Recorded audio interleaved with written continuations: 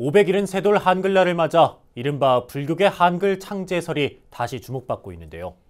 특히 올해 상영된 영화 나랏말싸미를 계기로 한글 창제 과정의 역사적 진실과 당시 불교계의 역할을 올바르게 규명하고 인식해야 한다는 목소리가 한껏 높아지고 있습니다. BBS 뉴스의 한글날 기획보도 두 번째 순서, 류기환 기자가 보도합니다. 영화 나랏말싸미 개봉 직후 한글 창제 과정을 둘러싼 여러 가설이 고개를 듭니다. 특히 신미대사 역할론이 논쟁의 한가운데 서게 됩니다.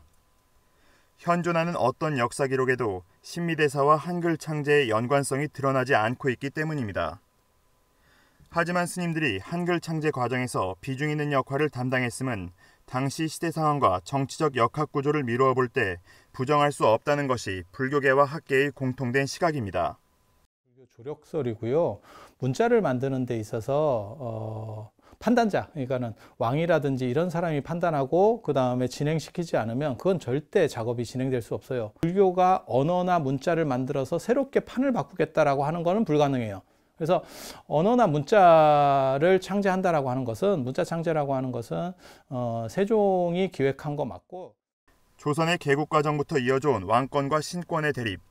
이로 인해 문자 개혁을 통해 왕권 강화를 꾀했던 세종은 신권 강화를 위해 한글 창제를 반대한 사대부들과 함께 새로운 글자를 만드는 일을 할 수 없었다는 게 학계의 정설로 내려오고 있습니다. 세종은 수양대군, 안평대군 등 자신의 혈족, 범어, 파스파 문자 등 언어 능력이 탁월한 불교계 학생들과 손을 잡고 비밀리에 한글 창제 작업에 돌입하게 됩니다. 한글 창제의 배경에는 세종의 애민, 위민 정신뿐 아니라 평민들을 성장시켜 한자를 기반으로 권력을 극대화한 사대부들을 견제하려 했던 고도의 정치적 의도가 담겨 있었다는 것입니다. 세종이 의문에 아무리 뛰어난 왕일지라도 새로운 문자를 창제하는 작업에는 그 일을 실무적으로 뒷받침하는 집단 지성이 존재했을 것이고 그 역할을 담당했던 한 축이 불교계였다는 주장에 더욱 힘이 실리는 이유입니다. 그 정도의 위치나 능력이 되는 군주가 세종이에요. 하지만 그렇다고 해서 A부터 Z까지 할 수는 없어요. 그 연구팀이 집단지성이고 그 집단지성을 이끄는 사람이 신미라고 생각을 하는 거예요. 왜? 그 사람 아니면 세조와의 역학관계나 그 당시 불교계의 위치 등을 고려해 봤을 때 그 사람 아니면 사람이 없어요.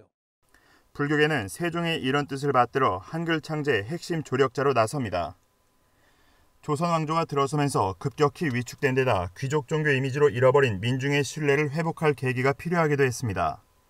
실제로 훈민정음 반포 후 가장 먼저 부처님의 생애를 다룬 석보상절, 부처님을 찬탄하는 월인천강지곡이 제작됐고 세조 때 간경도감에서 많은 불교경전 언해본이 나온 것도 이런 맥락에서 이해해야 한다고 전문가들은 지적합니다. 불교인들의 존재감이 상대적으로 아주 굉장히 약합니다. 고려에 비해서. 특히 조선 건국 초 전기만 하더라도 사실은 불교의 모습이 제법 있었다고 보이는데요. 하지만 한글 창제의 핵심 조력자였던 당대 학생들이 기록 한 줄 남기지 않은 상황에서 이른바 불교계 한글 창제설로까지 역할론을 확대하는 것은 경계해야 할 부분입니다. 불교계가 한글 창제의 핵심 조력자로 활약한 사실에 대한 보다 객관적이고 실증적인 연구는 영화 나랏말싸미 역사 왜곡 논란 후 불교계가 풀어야 할 숙제로 남겨졌습니다. BBS 뉴스 류기환입니다.